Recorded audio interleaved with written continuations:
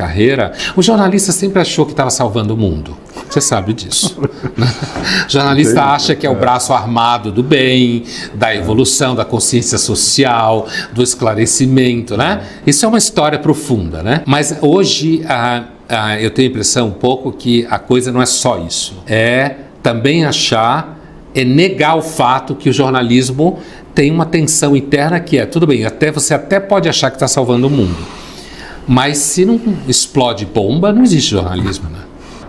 O que você acha isso de jornalistas mais jovens, essa tendência? Eu acho que entre os jornalistas mais jovens, o que me ocupa, porque eu trabalho com muitos jornalistas mais jovens e eu tenho um trabalho danado para explicar para eles que militância é uma coisa, jornalismo é outra.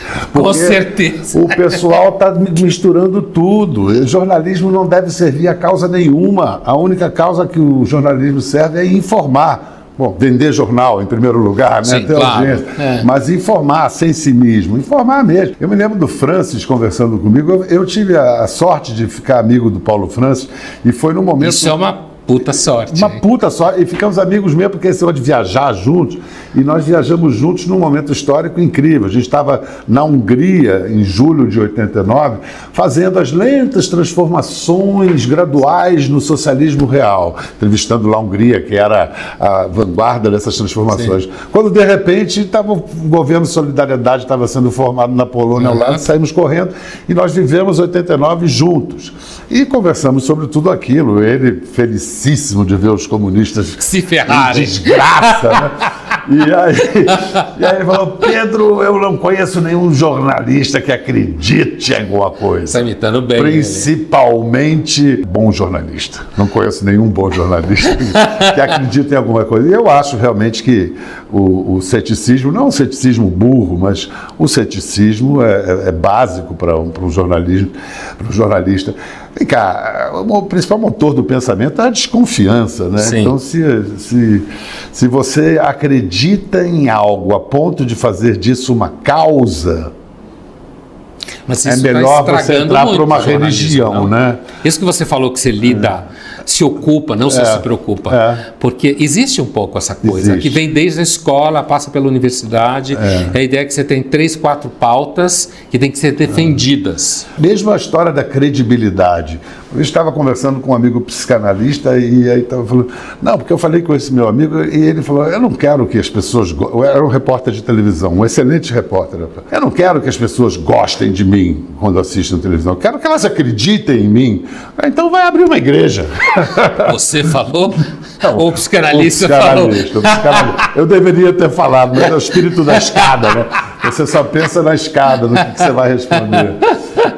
E é isso, ficava levando muito a sério credibilidade. Eu mesmo tenho uma história de vida profissional, de jornalismo, em que eu fui dado por morto e enterrado, né, Pondé? Porque eu era o jornalista idealizado, o homem do Muro de Berlim, e de repente eu caí de boca no entretenimento, no mais popular entretenimento, apresentando um reality show, mas queriam me matar. Eu até hoje entendo que muita gente se sentiu traída, achando que uma coisa não... achando que versatilidade é algo proibido, que o cara que é um bom jornalista não pode fazer... E muita gente apostava que danou-se o Bial. E está aqui, estou aí fazendo o meu programa jornalístico, ganhei muita cancha de... Fazendo furos, né, Bial? Fazendo furos, dando um trabalho aí pautando aos debate, charlatões, né? Exatamente, pautando debate. Então, acho que esse negócio de ficar se levando muito a sério, já em geral, não é um bom sinal, né? E se levando muito a sério a sua suposta credibilidade que você tem, eu acho que honestidade, né? Se você estiver sendo honesto... É porque eu acho que também os mais jovens não viram você em 89. Também tem isso. Então eles tinham uma referência a outra, que era a referência de a alguém que estava intimamente associado ao reality show do BBB. E a memória e o interesse pelo passado e pela história entre os jovens me assusta às vezes, o desinteresse, né? Que já passou, né? Essa ideia. Interessa, né? E eu, que sou tarado por história, eu realmente tenho dificuldade de entender como é que você não se interessa por tudo que veio antes. O que acaba acarretando erros muito clássicos, que é achar que está pensando numa coisa pela primeira vez, né? Tipo, a ideia é incrível. Sim. Vem cá, já Eu lembro da teve um primeira bocado aula. de gente que já pensou nisso antes, né? Eu me lembro da minha primeira aula de filosofia na USP, em 86, alguma coisa assim, que o professor, um grande professor, falou pra gente assim, olha, vocês não estão aqui para ter opinião nenhuma. Tudo que vocês pensarem, alguém já pensou antes de você e melhor. Então, calhe a boca e leia os clássicos. Esse é um discurso clássico em curso de filosofia, primeira aula, né? Alguns se queixam que o aluno de filosofia acaba não desenvolvendo opinião. Esse próprio professor reviu essa posição muito radical numa obra famosa dele, o Paulo Arantes. Você pode até dizer isso de uma maneira menos incisiva, ser um pouco mais suave, mas ainda tem muita razão nessa...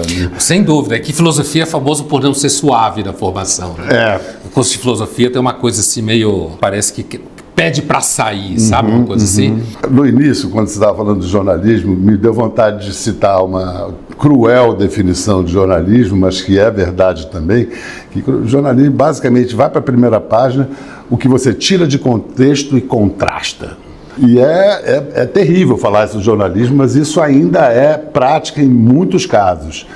O Leão Serva tem um excelente livro sobre a cobertura da Guerra da Bósnia, ali no início dos 80, a gente se encontrou em Sarajevo, inclusive, e ele compara as notícias da Guerra da Bósnia no século XX e a Guerra da Bósnia no século XIX. As manchetes. Se você vê, você não sabe dizer de qual século é uma e de qual século é outra. Porque tirou de contexto no sentido que era uma guerra só, Sim. que continuou acontecendo amortecida, mas isso não dá notícia, isso não esquenta a notícia. O Paulo Francis dizia que nos Balcãs eles continuam se matando desde sempre. Isso. Então que não muda nada. Isso. No sentido que, se você pegar o eixo da guerra, eles estão sempre se matando, mas o Paulo Francis é o mesmo